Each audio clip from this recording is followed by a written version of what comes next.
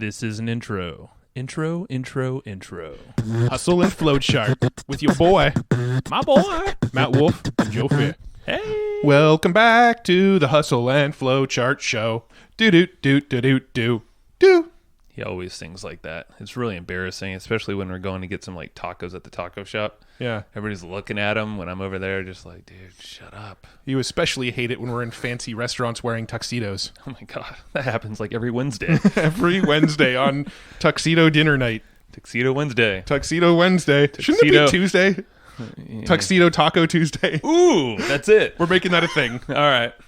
Damn it. Today's Tuesday. We missed it. I know. All right. No, but we went to a taco shop. We were not wearing tuxedos. We did not wear tuxedos at the taco shop today on Tuesday. Hashtag fail. Hashtag Tuxedo Tuesday. Fail. All right. What are we doing today? Today, we're talking to a good buddy of ours, somebody that we actually spent quite a bit of time with out in Austin. And in San Diego, you went to a football game with us. That is true. We went to a football game with him. Yes. Spent a lot of time with him. He is a PR ninja. Master. Public relations, not press releases. We'll talk about press releases and public relations on this episode. But what we dive into really, really deeply on this episode is how to get featured in media, how to get earned media on local news, on national news, in magazines and have newspapers. you heard of this little publication called Forbes? Yes. Yeah. So like basically this strategy gets people in Forbes. Yeah. And gets people on TV as well. Everywhere. And this dude's a hero, by the way. Let's just... we'll get into that in the episode. All right. He's a hero, and you'll know why very shortly. We don't need to go into it now. But yes, he is a good human being, but he's also a brilliant human being when it comes to this PR stuff. Correct. And one of the big things that people seem to struggle with when it comes to PR is they'll get the PR, and then once they have it, they don't know what to do with it. So like they get a TV appearance or they get featured in a large publication, and then it just kind of peters off and nothing ever comes of it. Well, we're going to dive really deep into that as well. What do you do with this press once you get it? So on this episode, you're going to learn how to get the press and then what to do with that press once you got it. I mean, this is a formula for growing your brand like really quickly. And hint, if you have any kind of marketing funnel set in place and some marketing chops, you definitely need to implement this stuff. Absolutely. So it pairs up perfectly. So and you'll hear in this, so it's funny. I mean, you hear our references to Gen M. They're our sponsor of this podcast, and we use them extensively for apprentices doing all of our marketing work and stuff like that. Things that we can definitely pass to others for very inexpensive. Mm-hmm. Andrew was the one that introduced Gen M to us, so it's kind of ironic, this whole thing, and what he teaches with not press releases, bad press releases. PR, public relations, the other PR, the good PR, is he literally in his training and he tells people, hey, have them go and do a lot of this work for you. So I'm not even going to say anything more about Gen M because we bring it up inside the context of this whole thing. So you'll hear some actionable ways to use the service, but definitely make sure to go to evergreenprofits.com/GenM, GENM, to get a $10 off discount, and you could get all the whole deets there. Yeah, and you'll hear that link again because I pretty shamelessly plug it. Now, let's dive in with Andrew O'Brien, the publicity guy. That actually used to be one of his brands. That's true. The publicity guy. Let's do it. What's happening, Andrew? Thanks for coming on. Thank you for having me on. Of course, dude. I mean, let's see here. We're all mutual buddies with Omari. He's been on the show. He's a good buddy of all of ours. And yeah, I think we've had like now countless talks of PR and marketing, ranging from probably talks with Omari and stuff, us in Austin. You were doing work with David Schloss, who's been on the show twice already. And I think David told us to connect. Oh, that's right. Yeah. That was I was way back in my PR days. Yeah, that's what it was. That's where the connection came from, was through David. Take us back to those PR days because I want to hear it again. You've done some crazy stuff. Well, no. I want to go further back because you're an ex-military dude, right. And I want to get your story of how you got into entrepreneurship and also included in that the whole PR story. Yeah, so I'll do like a 2-minute background story, and then we can just dive in deeper wherever y'all want, if that sounds good. Perfect. Yeah, perfect. All right, so by the age of 22, I've experienced 4 major hurdles in my life. And those 4 major hurdles are prostitution, war, suicide, and murder. Right. So I was actually raised by a prostitute mother. My mother was a prostitute. I don't say it to be mean or hateful. It was her career choice. We were raised in motel rooms, trailer parks, cars, apartments, houses, moving every 3 to 6 months, never stayed in one place very long, witnessed a lot of traumatic things as a child. Decided after my childhood, getting into my adult life, that I wanted to escape, the Dallas-Fort Worth area, which is where I was raised. And so I decided I was going to join the Army. I actually had dropped out of high school, so I had to get my GED to join the Army. I joined the Army in 2007, was in until 2011, deployed to Iraq from 2008 to 2009, where I was the lead gunner the entire, 9 months out of the 12 months. Then I came home, and Iraq had been the first time I felt purpose in my life. I felt, and this is all tying into the end story here, but I felt purpose. I felt like I belonged. I felt like I had a mission in life, like I wasn't a failure anymore. And then I came home and it was all gone. You go to Iraq, you have a purpose, and then you come back, and in the Army, if you're not deployed, you're picking up cigarette butts and moving rocks. So that was a transition that I went through. So I came home, and a year after returning home from Iraq, I actually attempted to take my own life.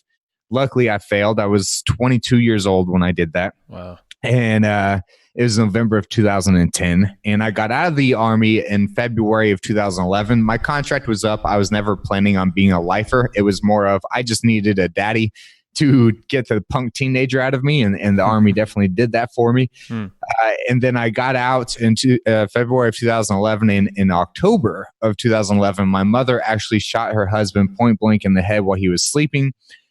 Made a bunch of lies, said someone broke into the house and shot him. And then she came to me and asked me to help frame his ex-wife for the murder, which I declined. And I went and moved into Austin. And throughout that time, so it was 2011 until 2014, where she was finally imprisoned. I actually testified against her in court in 2014 about her asking me to help frame someone else for the murder, where she was sentenced to 60 years in prison. And all these experiences led up to, it was in 2013, before my mother had even gone to prison yet. It was in 2013 that I woke up one morning, I saw the news about 22 veterans taking their own lives every day. And it was like in that moment, something clicked for me. And it was like, all right, this is what I was meant to do. I want to go help these people. How do I do that? Well, they need to hear my story. They need to know that they're not alone, because I always felt like I was alone until that I saw the news interview about 22 veterans taking their own lives every day. I just felt like I was the one weak one. And so I went into my girlfriend at the time's kitchen in an apartment, which was horribly lit, used the laptop camera with no microphone, and shared my story on a YouTube video for 5 minutes. And I sent that YouTube video to the local media here in Austin, got on Fox News Austin first, and it was the worst interview I've ever done. I looked so uncomfortable the whole time. I'm smiling, talking about suicide. It was horrible. And then I got on to the Austin American-Statesman, which is a local newspaper here in Austin. And I was actually front page in a full spread on the inside, which was picked up by the Associated Press and sent around the world. And it actually landed on the front page of Stars and Stripes, which is on every military base around the world. And that article got me invited to my first paid speaking engagement in Schofield Barracks, Hawaii, which is actually the place where I tried to kill myself. So full circle. Wow. And I spoke there. And then after that, I spent the next 3 years of my life doing media interviews and traveling the world speaking. And that's what got me into PR. Wow. So the business at that point was the speaking, right? Yeah, I'd written a 30-page book called Welcoming Your Soldier Home, and I was traveling around speaking on military bases. Wow. There's so much to unpack in that story. I'm not even sure where to start. Yeah, because I didn't know this, like your background. I knew bits and pieces in there, but yeah, I think I was checking out just a little bit more of what because it's just fascinating what you've done in the story, and I saw some of these bits of what you were saying. I was like, holy moly, okay. Like you're just facing all this adversity and, with outside influence yourself and all that. And you also, I don't think you mentioned it, but the veterans group that you've created as well on Facebook, I believe it's on 10,000 people or so?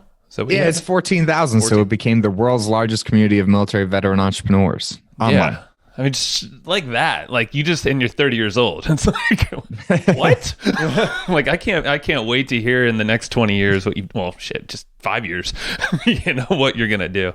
I appreciate that. Yeah, no, and that's you've always struck me as a guy that just, you're down to earth, but you are just going to go for it, and you're going to go big if you're going to do it.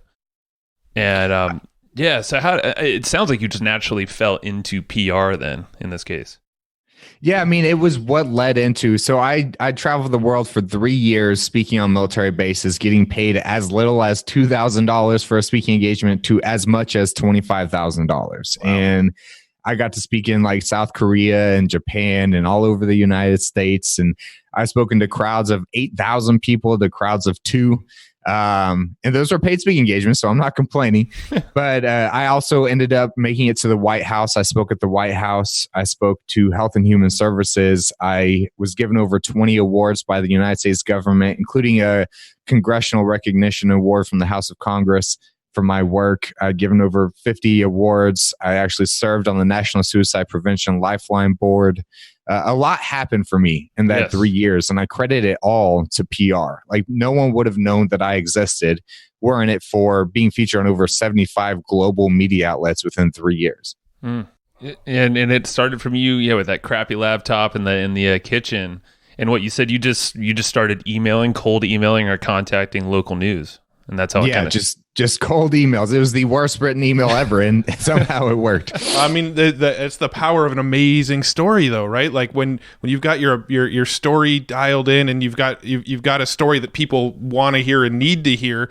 It seems like even bad pitches could work once you've got that sort of story to tell. Yeah, and it's also called newsjacking, right? So newsjacking is when you're tying yourself into something that the news is already talking about. Right. So I decided to go public at the same time that veteran suicide was a hot topic. It's not a hot topic anymore because it's been talked about so much over the past, 5 years. But at that time, it was a brand new hot topic. Yeah. Sure. So with newsjacking, I mean, obviously you got your storytelling down. You could pitch yourself. Do you want to talk about that? Like, should we start? Real quick, I want to, from the story perspective, I'm curious about one more piece. How did you transition from being in the media, telling these stories, speaking, all of that kind of stuff, to being the guy that people go to get their media done? Why did you transition into that? Yeah, so I'm going to actually be fully transparent here, which is a big thing I tell everybody. If you really want to stand out, be honest, right? So I'm going to be honest. I loved speaking, right? It was great, but 2 things happened. One, I am not a psychologist, so I'm not trained to deflect other people's issues. So I became a sponge, which meant I was absorbing issues of other people, right? Because I cared so much, and it was wearing on me mentally. Because after I would speak, I would have lines of hundreds of people just coming and talk to me for like 3 days straight, telling me their stories of traumatic things that happened and life stories. And it just became overwhelming. And then the second thing, the real reason I ended up having to quit that and do the PR stuff is because the government budget got cut. And the first thing they cut was mental health. And that was who paid me my money to do the speaking, which is how I fed my family. So I was faced with a moment where it's like, all right, well, you're not going to get paid to do this anymore. So you got to figure out what's next. I knew I would never work for anyone else again.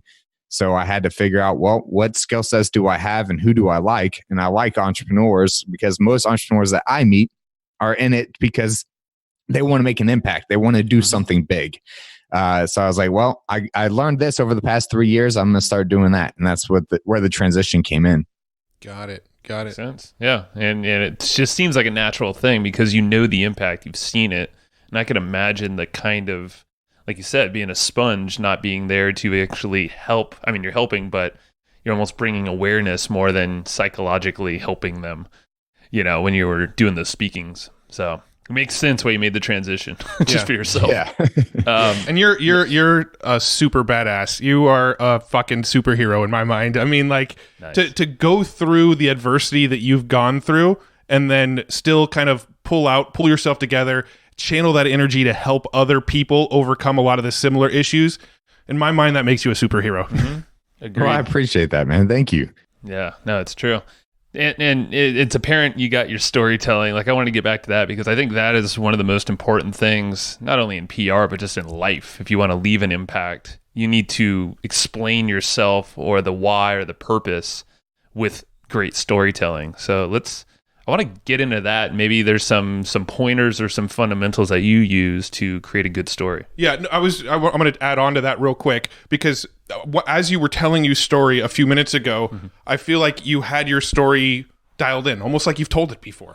And there's a lot of people that are probably listening to this episode going, I lived a pretty normal middle-class life and haven't really had to face a ton of adversity. What story do I have to tell?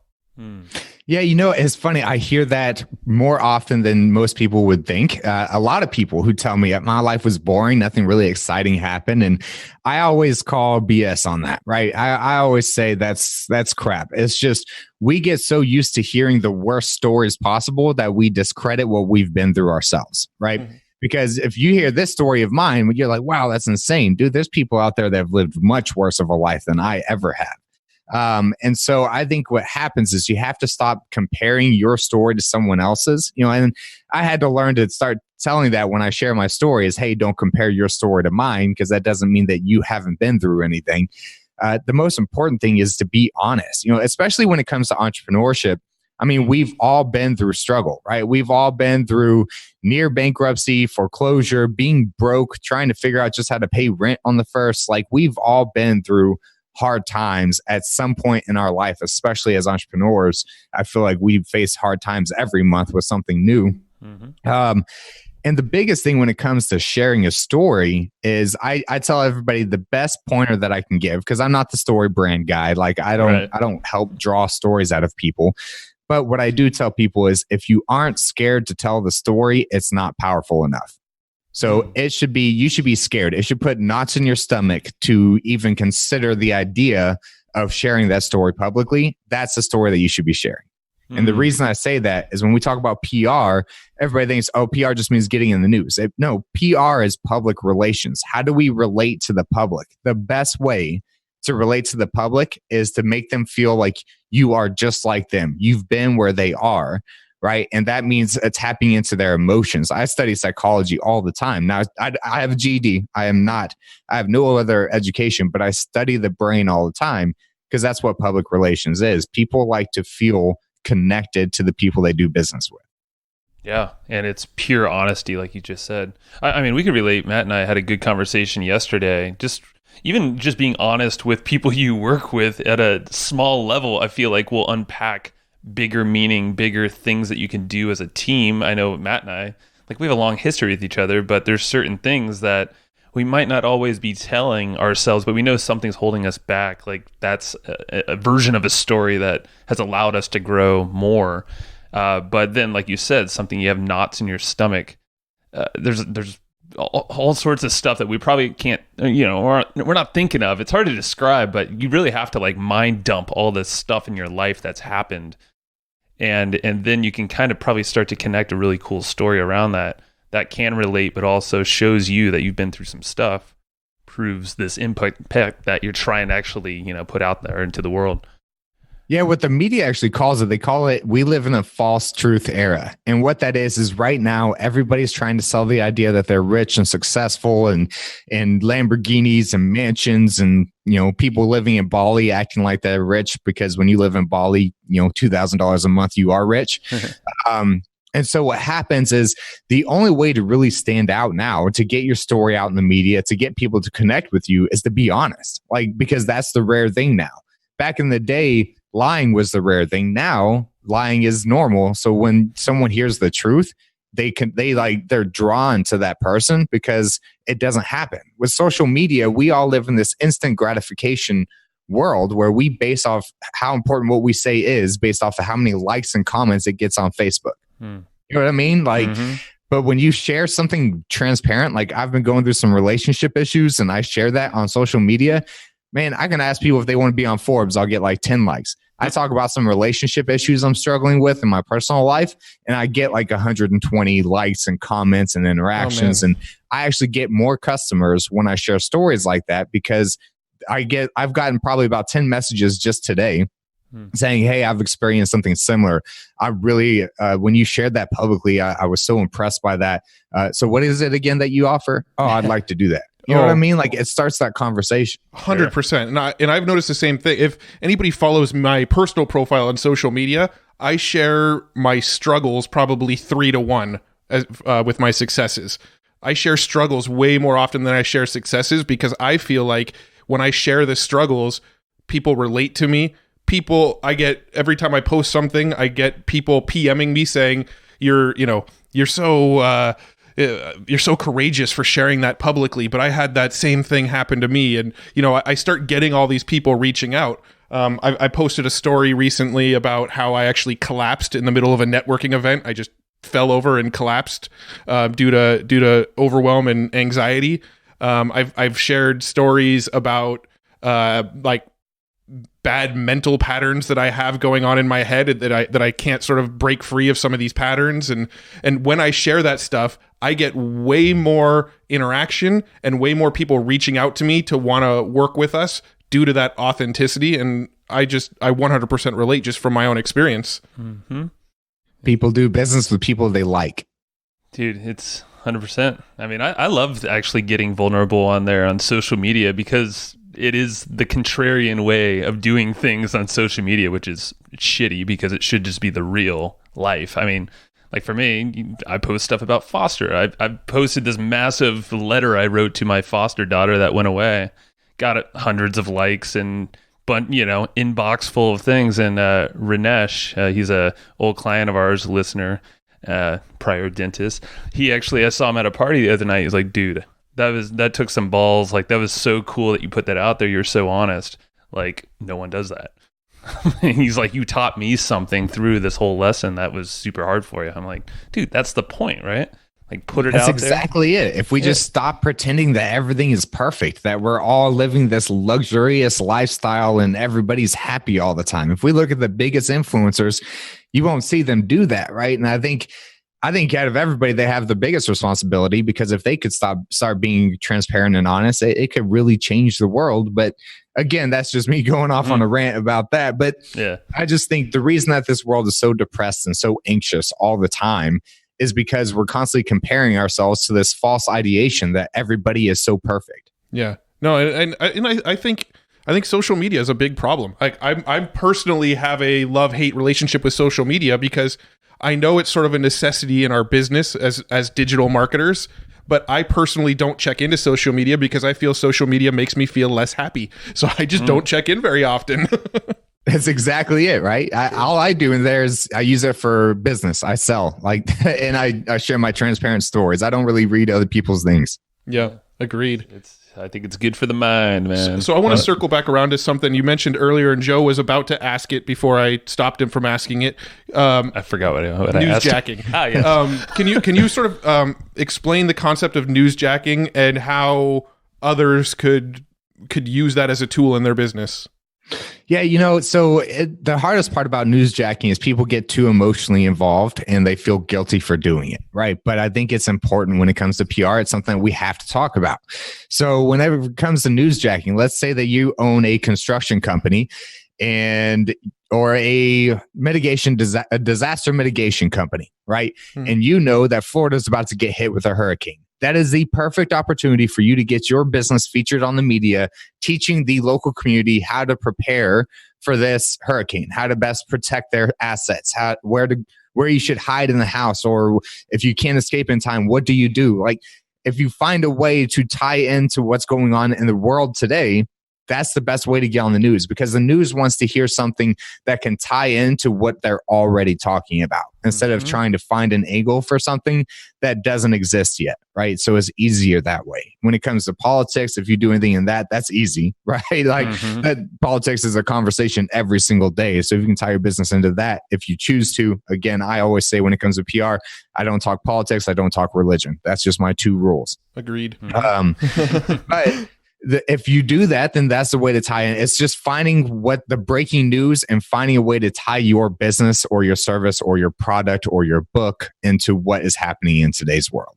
Yeah. Now, it seems like there might be sort of like a fine line between doing newsjacking in this sort of ethical sense, like the example you laid out of there's a storm coming, here's how to be prepared, and that sort of gets your brand out there. But it's essentially content marketing through the media. You're giving free content and value so that hopefully people remember you when they need your help.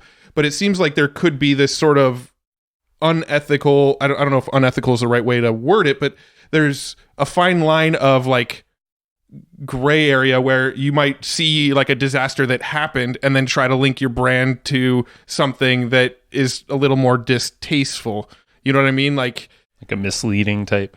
No, just like let's say there was like it's the same example of like the disaster mitigation. If that was handled in a different way, like a hurricane just hit, and then you go on the media about your disaster cleanup business, then it might feel a little like you're capitalizing on the backs of a tragedy kind of thing. You know what I mean? Like I don't feel like I'm wording this right, but no, what you're saying is making sense, right? Because then what happens is people say there's no such thing as bad PR, and I think that's a complete lie, right? Because then if people feel like you're taking advantage of some people whose lives were just destroyed, I promise you're not going to get positive results from that, right? So another example is, let's say a storm already hits, then if your company were to go out and donate like a week of time and resources and products to help that community, right? That's another form of newsjacking where you're doing something positive and you're just getting the news to share the story about it. That makes sense. So if let's just like kind of role play, let's say we are this construction company or something. What would you do with that? Like you have this idea, you figure out how to tie your company in with this natural disaster that happened or is about to happen. What do you do from that point? From that point and this has to do with the perfect pitch, but you always, the biggest thing I tell everybody is don't write press releases. They're the biggest waste of time, money, and effort that exist. The only people press releases make sense for is like Nike or Adidas or Brad Pitt. You know what I mean? Like brands that people already know and are super interested in what they're doing next. And why is that? Because there's a handful of people that feel like press releases are like, oh no, this is what I'm going to get me seen. I'm going to be in the media. Yeah, I hear it all the time. And the thing is you have to understand the average media outlet, like the number of pitches they get are into the hundreds to thousands of pitches a week, maybe multiple thousands, depending on what media outlet you're talking about, what city it's in. Like, let's take San Diego, for example. I promise you the average, they probably get hundreds of media pitches of press releases a day, right? A day. So what you have to understand is maybe one or two people are monitoring that news tips at, foxnewssandiego.com. No one really checks that stuff. Maybe a college intern. And they get so many press releases that they don't care. You know what I mean? Like, it's like, what if you got 10,000 resumes? How many of those resumes are you really going to go through? Or are you just going to look for keywords, use a keyword software?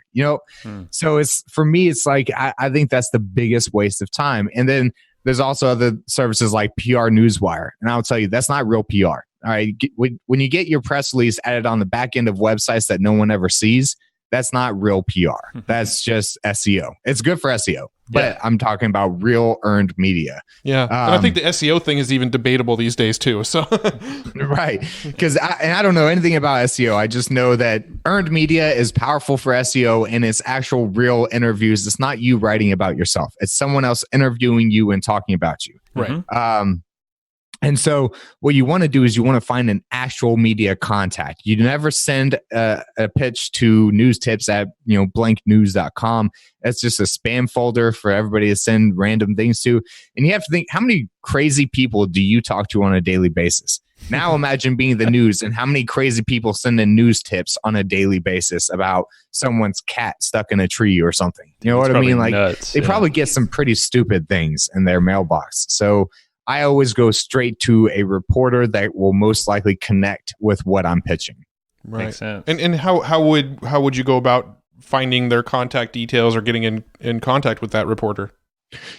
Every media outlet has like a staff part, right? Let's say it's like local TV, like Fox News San Diego. They have a team portion on their website where you can scroll through and you can read everyone's bio. You can find them on social media.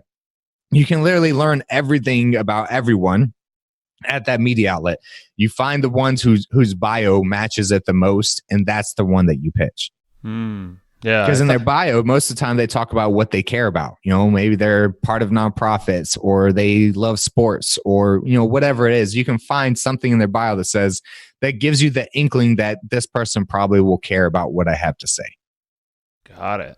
So you're actually go figure. You're actually doing some research prior to reaching out, huh? Research is the biggest part of the job, right? Is finding the right person. Yeah. So talk about the research more, because I know when we hung out, so I'll preface it a little more from when we hung out, when we were talking about Haro, right? Help a reporter out.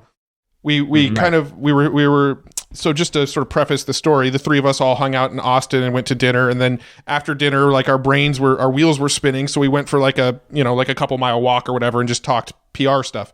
And we got on the topic of Haro and how to actually leverage Haro to get into the media. And you had some amazing advice around research. So I'll just go ahead and preface it with that.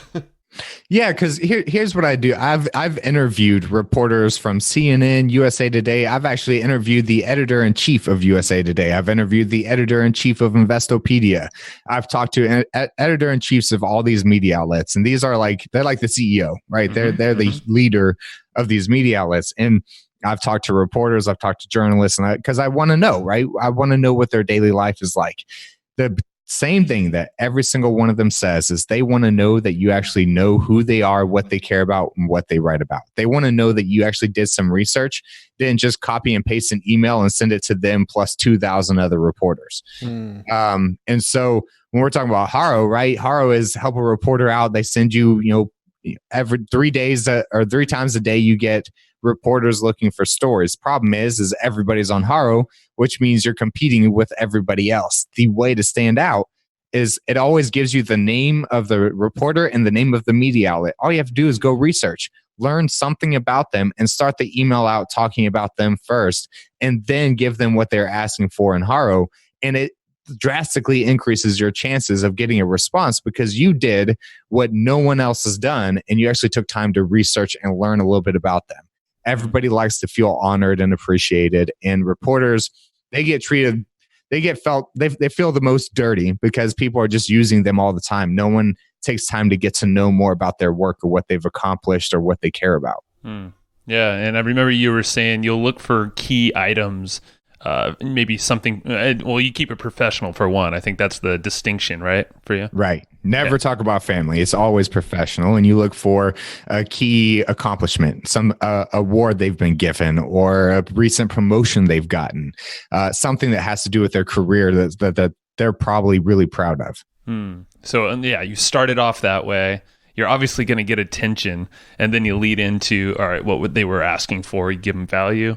And I would assume, hey, here's my contact info. I'm available for other things on this topic. Yeah. Is there anything else to the pitch that you add? So you've got the sort of personal anecdote to show that, look, I researched you. I know what you're into. I know what you're looking for. So here's my response. And then your response. Is that pretty much the whole message, or is there more to is there more of a template that you use? No. So it's a template, and it's research, compliment, connect, humble brag, and ask. So research is just proving that you know who they are, right? And the compliment is their recent accomplishment or an award they've been given or a promotion. The connect is something that you and them share, whether it's like you went to the same college, you care about the same charities, you like the same sports team. It can be anything, right? Sometimes you're not able to connect. I always leave that's the optional part. I imagine the connect could even be if you like the opposing sports team, like, right. like if somebody's like a Raiders fan, I could be like, hey, I'm a Chargers fan, but I won't hold that against you, right? Like that's a way to connect too, right? Yeah. It's just finding a way to, connect over a similar interest, right? So it's the connecting, and you're not always able to connect, but obviously you're connecting on some point because you're pitching them because they care about what you have to do in some way, whether they write about it or whatever. Now understand that, what we understand as niche or niche, whatever way you want to say it, the reporters, that they call it their beat. Their beat is what they write on. That's their topic that they focus on. Business, sports, video games, consulting, that type of stuff. So the connecting is an optional part. And then the humble brag is probably the hardest part for most entrepreneurs, is because when it comes to the humble brag, you've got two sides of the coin. You've got the one who is too timid to talk about themselves because they don't want to come off egotistical. And then you've got the one who's extremely egotistical and too proud of themselves. Mm-hmm. And your humble brag is right in the middle, right? It's qualifying yourself. It's just saying, look, I'm not just another Joe from the corner. Like, I actually know what I'm talking about. I actually, this is what I do. I have experience. I've succeeded in this way. I'll give you an example for a humble brag, right? My name is Andrew O'Brien. I actually teach PR to entrepreneurs. It was after being featured on over 75 global media outlets and saving the lives of over 200 veterans who were considering suicide that I realized the power of media. Right? That's a humble brag. It had nothing to do with how much money I've made. It had nothing to do with what kind of car I drive. It has to do with something I've accomplished that qualifies me as an expert in publicity. Got it. That makes sense. Yeah. And it's just being human. I think we talked about this in Austin on that walk. We're like, it's crazy that you almost have to like remind people to not just pray and spray, copy and paste and send email. And actually, how about we connect? Let's kind of do this little dance, this dating thing where you're like getting to know each other, so you can then take the next step, whatever that is. Well, it's because it takes work. No one wants to do the work. They want automation. They want to just click a button and get all over the news. And the last part of my method is you do your ask, right? You just ask that question. And the question is always a rhetorical. Do you think your audience cares about X, Y, or Z? Do you think your audience would like to learn about X, Y, or Z? Reporters care about their audience. The way you can look at reporters is as internet marketers. They care about likes, shares, and comments. Their ratings is based off of views, just like an internet marketer, right? So that they care about content that their audience is actually going to be intrigued by. Controversial is best, because if it's controversial, that means more people will share it and engage and interact with it. And the biggest thing I want to say because Joe, what you just said about, actually having to put in the work, I promise you that I can get more results than the most PR firms do. And because most PR firms, what they do is they use these databases full of reporters that don't even know that they're in these databases. And they do a copy and paste press release and they send it out to a list of 2,000, 5,000, 10,000 reporters, and they play a numbers game. Let's just see who bites. Mine is more of a very, very strategic sniper approach, right? I don't do the machine gun approach. I do the sniper approach because I can get more responses. A good pitch probably take 30 minutes to write, but that 30 minutes, I'm going to actually get a response and it's most likely going to turn into an interview. The average clients, students of ours, like I just had a student who just sent out their first pitch, got a response within 20 minutes. The article was live within 4 days. Wow. Another student got a response within 60 seconds of sending their pitch to a local reporter. And they showed me screenshots. So it's like, this works because you have to understand in PR, the one thing about PR, the one way to succeed is go to one step further than everybody else. Yeah. And that one step further is doing that research. Yeah. I mean, we can relate with the media side of things just by running a podcast. We get multiple people per day coming to us asking to be on the show. And I would say 9 out of 10 of those emails don't even make it to us. But 1 in 10 will get passed along to us, by one of our VAs saying, look, this might actually be a good fit for your podcast. And then out of those that make it to us, maybe one a week or so, we might pick one a month and actually bring them on the show. So, we have pretty heavy filters as a podcast that doesn't have nearly the reach of some of these media outlets that you're talking about. Well, and here's the kicker, is that most people do the copy and paste thing, even if it's them themselves. Sometimes their agencies, booking agencies do that. When I think we got you in a new media summit in Austin podcast thing, that was like our feedback to all these people who were at the event wanting to be on shows like ours. We said, please do the research. Please take some time and actually give us some specific points that you want to talk about on the show, how that gives value to our audience.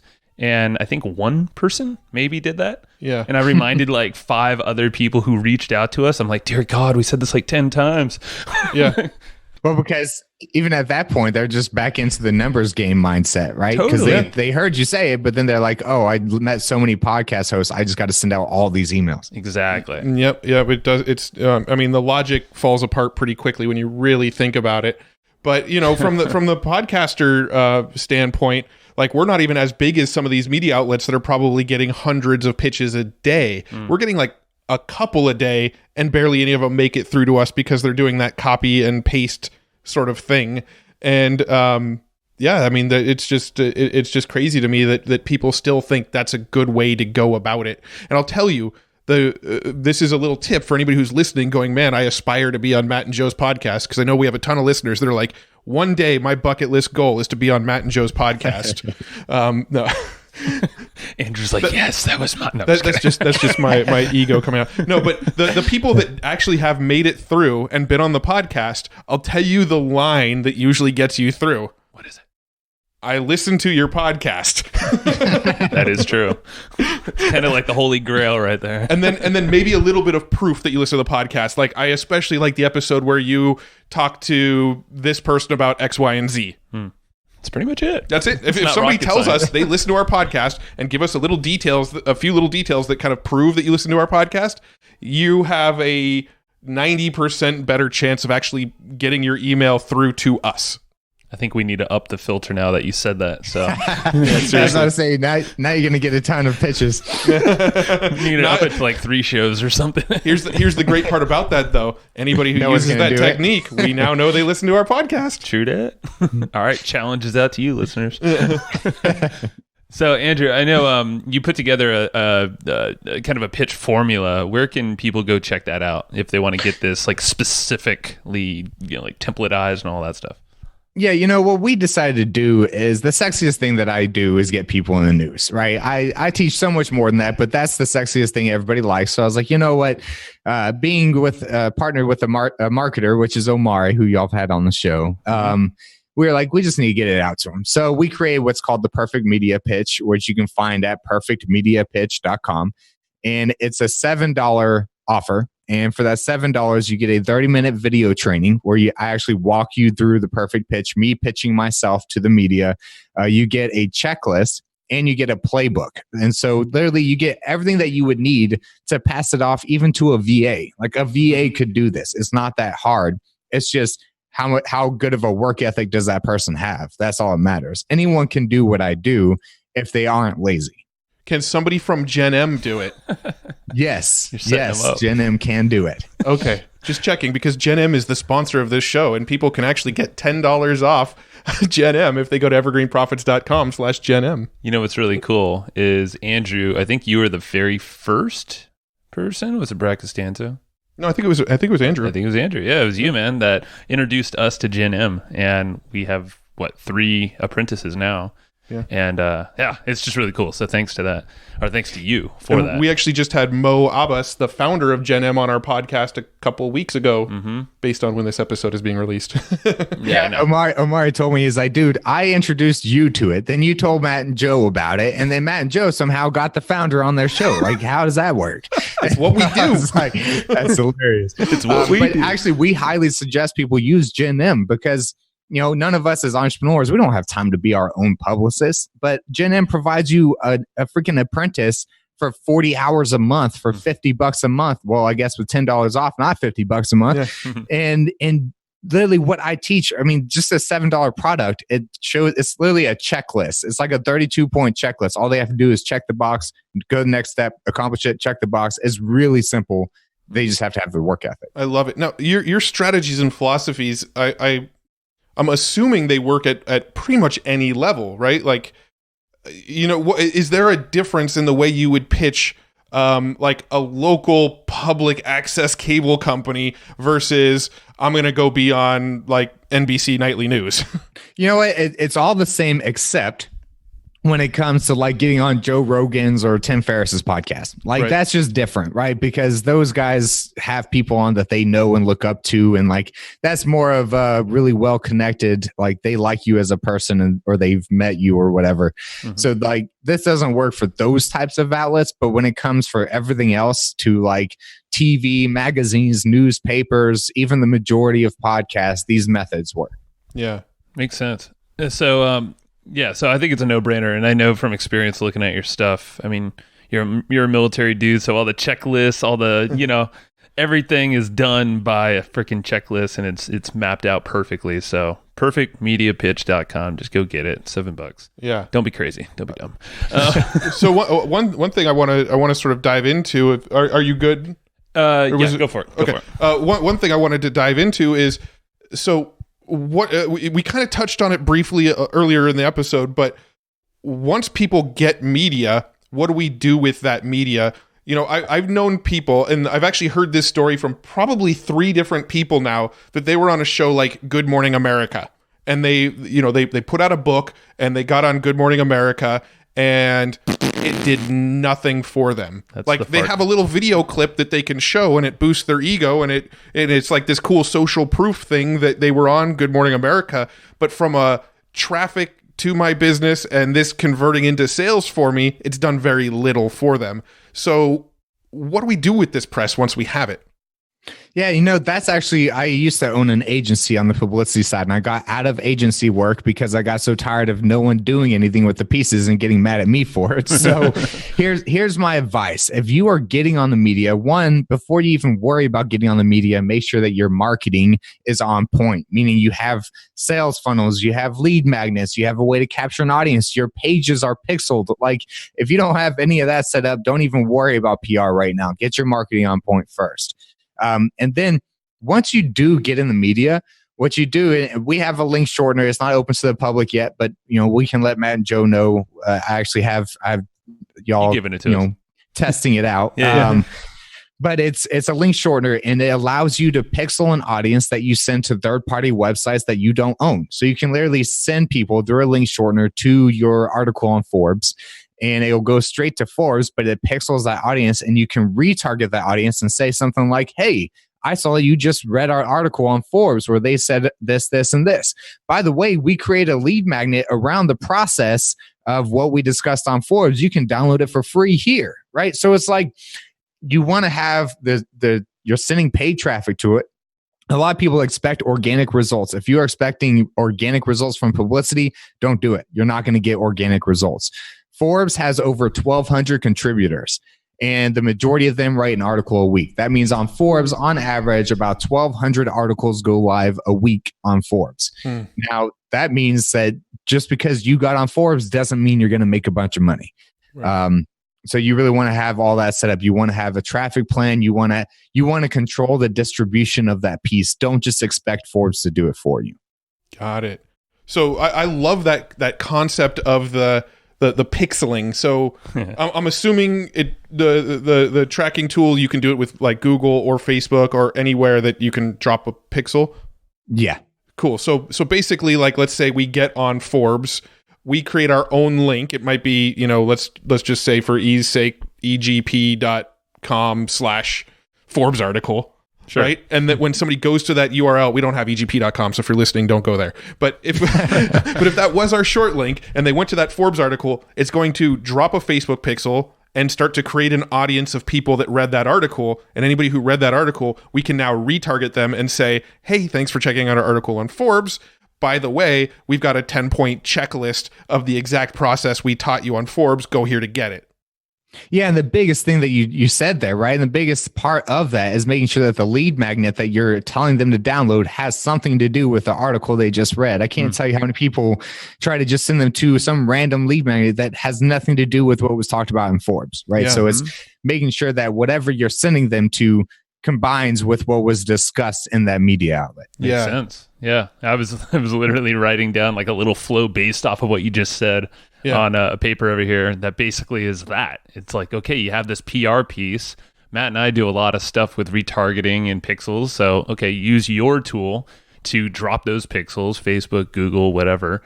to remarket with an ad. Maybe it's to a quiz that's around that topic or something, but in your ad copy it says, hey, remember that Forbes article? Maybe it's an image of it or something. Yeah. And then boom, now you get people to do a low barrier thing to dive into your, maybe they join your email list, buy your product for $7, whatever it is. Yeah. I mean, one of our most successful campaigns we ran for a client back when we did agency work was they had an article published on Huffington Post. It was back when it was a lot easier to get articles on Huffington Post. But we published an article on Huffington Post. We did a little link shortener and dropped a pixel on the in-between and then retargeted people who read that Huffington Post article. And the people who bought off of our retargeting ad or the people who clicked on our retargeting ad were our best converting traffic. That was one of the best campaigns we've ever run for a client business. That we just haven't done that for ourselves. We haven't actually run that kind of thing for ourselves because we haven't put enough focus on going and trying to get PR. Well, seriously, after this conversation, I mean, I actually had this realization earlier, but this kind of reminded me is this is something we should do in our business because we have our marketing down. We have the pixels. We have all the funnels. My role in the business is more front facing other than obviously you are here, Matt, but like in terms of talking to prospects and people and partners, I mean, this is like a perfect opportunity for us to spearhead, or probably for me, and then wrap it into the marketing funnels that Matt's mainly hands on with. So it's a perfect combo. And I feel like any listener here, like if you have the ability to partner, or maybe you just divvy up your time, just do this. Well, yeah. And I mean, going down this rabbit hole a little bit, we actually have our traffic course, our perpetual audience growth course, where we're essentially telling people, drive your initial ad traffic to content. And then once people view that content, then go and retarget them back to your offer. So it's sort of a two-part ad funnel. Drive them to content, get them to know, like, and trust you through your content, get them to understand and sort of be sold as a result of your content, and then retarget them to go for the sale. That is essentially what we teach in our course. And this is almost taking it just a slight step farther and saying, do that same thing, but it doesn't necessarily even have to be content on your own website to start with.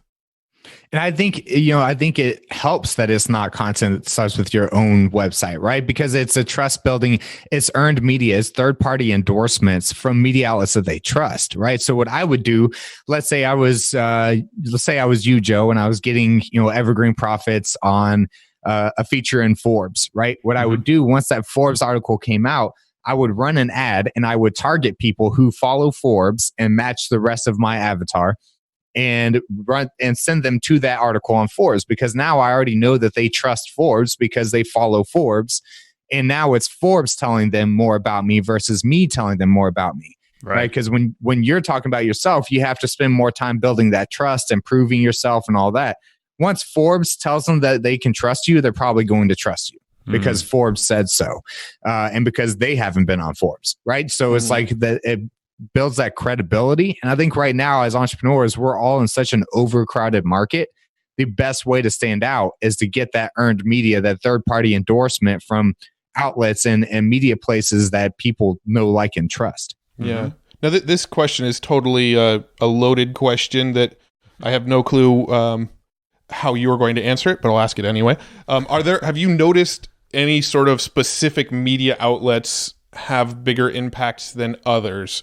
Like the 80-20? Like the 80-20 of media outlets to focus on. And this, okay, so maybe this is a two-parter. So like TV versus radio versus podcasts versus getting on well-known blogs. That'd be kind of part one. Is there any sort of standout media outlet that works?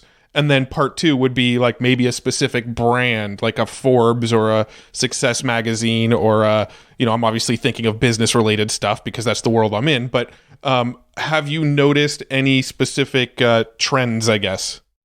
Yeah. So let me ask you this. Your listeners probably know what a customer avatar is, right? Yeah.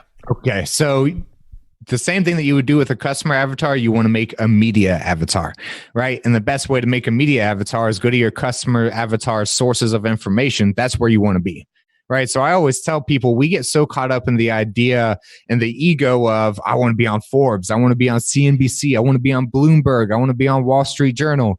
And it's always funny because it's like, that's not where your customers are. Why do you want to be there? right? For us, like Matt, Joe, myself, of course, you and I, we want to be on the business publications because we serve business owners, right? So it makes sense for us. But it also depends on who is your audience and where do they get their information. That's where you want to be. But for our world, I will say that Forbes is the highest ranking, the most impressive one.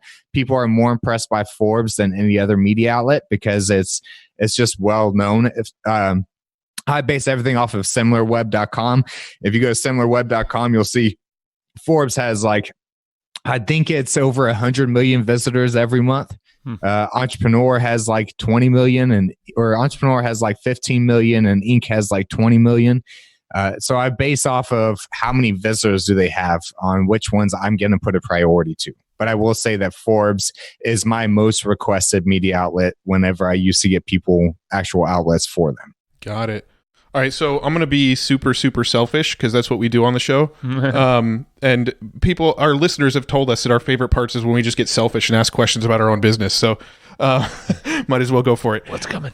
So we've got this podcast, Hustle and Flowchart, and we want to get it more exposure. We want to get it in front of more people. We want to get more PR around this podcast. What sort of, obviously without going into what you would sell for consulting, but what sort of quick advice would you give us? What sort of path would you lead us down to get more exposure for a show like ours? So what I would do is I'd go to Google and search top 10 business publications, and you'll find the list of Forbes, Wired, Entrepreneur, Inc., TechCrunch, things like that. I would go to those top 10, make those my top 10 priority. I go to each one of those and search the keyword saying top podcasts, and you'll find articles of the top 15 podcasts to listen to on this topic, the top 10 podcasts to listen on this topic. I would find people writing articles like that and start to introduce myself and go through the perfect pitch that way. The research, compliment, connect, humble brag, and ask. I would follow that method by reaching out to people who have already written articles about podcasts because those are the ones more likely to write about it again. And find ones that are older, right? So you don't want someone that just wrote about it last week because they're not going to write about it again anytime soon. I'd find someone that maybe wrote an article about top podcasts at the beginning of 2018 because they probably plan on writing another one at the beginning of 2019. So finding someone like that would be best for y'all and pitching those people. So literally right now is probably the best timing to be doing that if people might be gearing up for a new end of year version or something. And it seems like a perfect Gen M type of research role too. Just always got to get that pitch in there, don't you, Joe? Do all the research and send you the link and the contact information. Hell, you have the training. Just give them the training. Have them do that if you trust them enough. That's what I would do. Yeah, because right now, what you have to understand is as it gets closer to the end of the year and at the beginning of the year, the majority of articles you're going to find right now are going to be about, what are you going to do in 2019? The 3 steps to blow your business up for 2019, the 4 success tips to have your best first quarter, things like that. You're going to see a lot more of those trending. 10 podcasts to tune into for 2019. Damn it, right. Andrew, you're going to see us on one of those lists. and you're going to be the first one to know about it. I'm trying to think if I have any other questions about the PR media stuff. There's a lot of stuff, but I think the big thing that it is here is figure out your pitch. I mean, that makes sense. You got to be concise. You got to figure out what you're doing, but actually do the damn work. Yeah. This is talking to myself too, but also the listeners is, it's just do the work. And like you said, if you do a little bit more than just the masses of other people, it feels like it's not like Google ads where, it's easy to just start an ad, run an ad, and, you're just bidding around and targeting. It's it becomes crowded, in all these there's other subjectivity places. to it, and there's things that are out of your own personal control around it. Yeah, where Google ads, it's completely in your control. Exactly. But this one, at least you're dealing with a human, and if you go a little further, you're kind of setting yourself up in this space where you're kind of by yourself. Maybe Andrew's there, but you have a lot less competition to actually get seen by a lot of people. Well, I'll even go one step further and say, don't do it by yourself. Don't do it for yourself. Have your team member do it. I mean, how many of us have assistants where we don't even have enough work to give them, right? We're like, well, I don't really know what to tell you to do right now. Any downtime that your virtual assistants, your in-person assistants, your team, someone on your team is intelligent enough to do this. It's really not that hard. It's just following a process and doing it step by step. And you could have, just go to Gen M and have someone else do this for you. So literally with my training at $7 and Gen M's person at $40 a month, which is what I'm guessing it is with the $10 off or whatever it comes out to, that's like $157, and you will get massive media exposure for the next 3 months if you have someone that's just dedicated to doing just that. And I promise you, if you got one media interview for $150, it would be worth the investment. Yeah, I will tell you that I charge $5,000 for one interview if I set it up. Yeah, that's what I was going to say. I'm like, I know you do help people out, but you have a massive retainer, rightly so, you know? So one question about like media, let's say we did get ourselves on the news, like local San Diego TV news. Do you have advice for people that are about to, go in front of the camera? Yeah, the biggest thing I will say is practice before you go on there, right? So you want to make sure that your posture is well. Don't slouch, sit up straight, make eye contact, be comfortable. I know it's easier said than done because you're going to have a camera in your face. But you got to get really comfortable with someone putting cameras in your face. Make sure you get comfortable before you go on TV. I made that mistake, and you will find some pretty horrible TV interviews of me on national and international media outlets looking extremely uncomfortable. I remember, there was one time I was on an international media outlet. They put this earpiece in your ear, and you're staring into this big ass camera lens. That's it. And you got a green screen behind you to make you look like the city's behind you. And you're in this like small little 600 square foot studio space. Wow. And you are the only one in the room. The studio people are behind a screen somewhere, and you hear voices in your head and you're staring into a camera. It's extremely uncomfortable. Oh, yeah. So make sure you get comfortable with that way, and always make sure that when you're doing interviews on podcasts, on TV, on magazines, always have somewhere to send people. And if it's going to be audio, make sure it's something easy. Like I told y'all, perfectmediapitch.com. If you can't remember that, go smoke some more weed. But other than that, you should be able to remember perfectmediapitch.com, right? Yeah. So have something simple like that where you can tell people a simple URL that they're going to remember, that's going to stick in their head. And that's the best thing to have, because you want to make sure that you have somewhere to send people during that interview. Love it. Makes sense to me. That's solid, man. Well, yeah, I don't want to open up any other loops because I feel like it'll go for a while. Yeah, we'll be doing a round two. I mean, next time we'll probably do it in person. I think it was before the recording we mentioned that. I'd love to do one in person and set up cameras and sit around a room and chat. Maybe me, Joe, you, and Omari all together. Sure. Do a little mastermind video episode or something at some point. I think that'd be really fun. I think it's the perfect mix, PR and marketing. You need both of them, and it's a perfect combo. And if you just master at least the basics, foundations of those, then, you're setting yourself up really nice. For sure. Yeah, so, and I always say PR is an enhancer. So it's a tool that's there to enhance your marketing. It's not a replacement tool. Yep. Now, is there anything in the sort of PR earned media world that we haven't touched on that you want to get into? I mean, you don't have to unload everything. That's obviously what perfectmediapitch.com and your services are for. But was there anything that maybe we should have touched on that we didn't get around to? No, I really want people to see the importance of PR, whether it's something you have someone do 10 hours a month or 40 hours a month or 40 hours a week. I don't care what you do.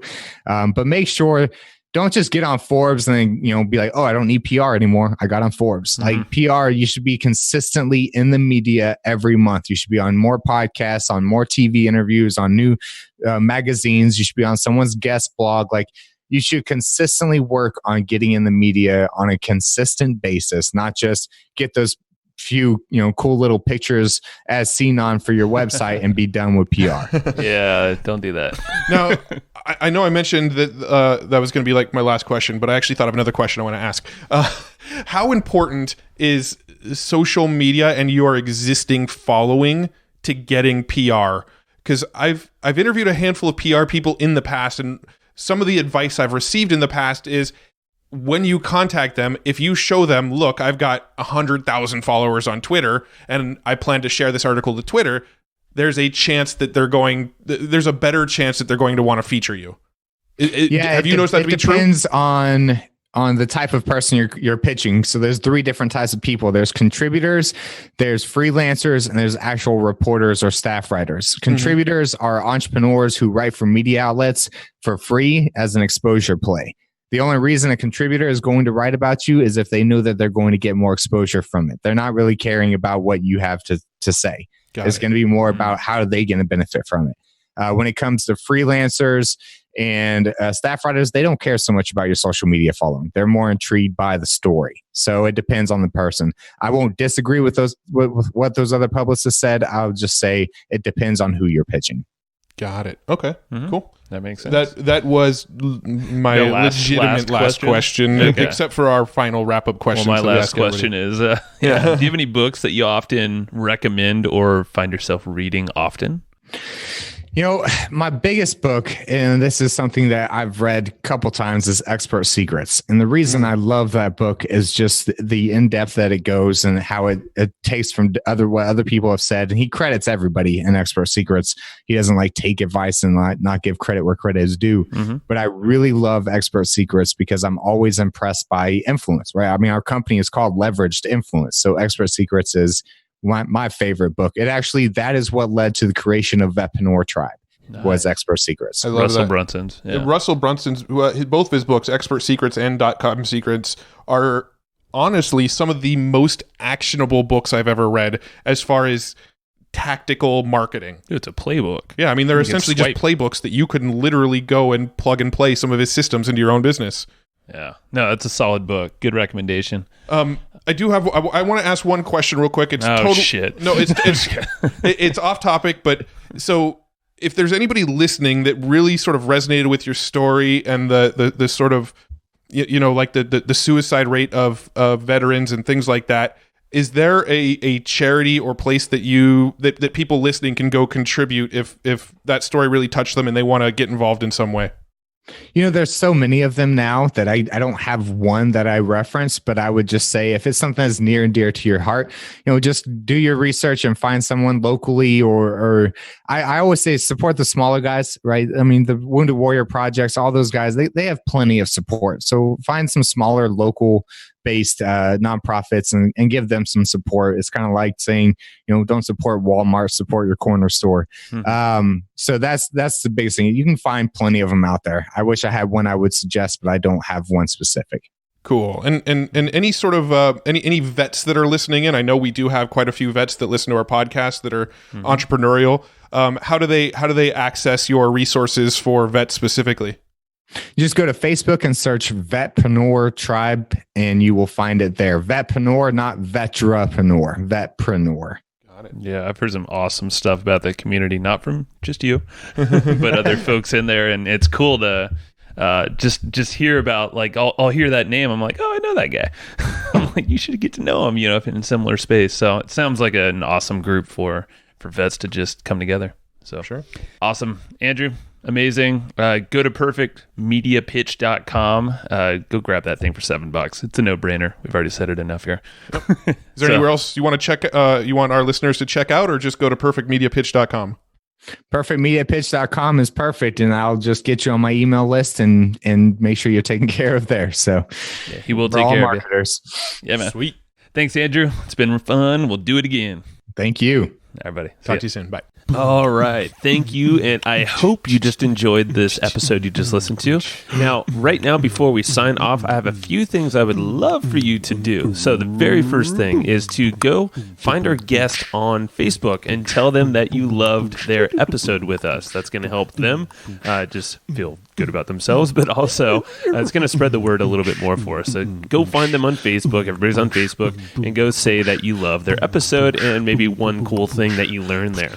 The second thing is to go to iTunes and subscribe to our podcast. Just look up Hustle and Flowchart and hit the subscribe button. And the very last thing, the third thing, is to leave us a review on iTunes or wherever you're listening to this podcast and help us spread the word more. That's how more people are going going to get this awesome knowledge, this cool podcast training, and a whole bunch of other cool free training that we give out at evergreenprofits.com. So that's about it. Go find them on Facebook, go subscribe on iTunes, and leave us a review. You would be amazing if you did that, but you're always amazing. So thanks for listening, and we'll catch you in the next episode.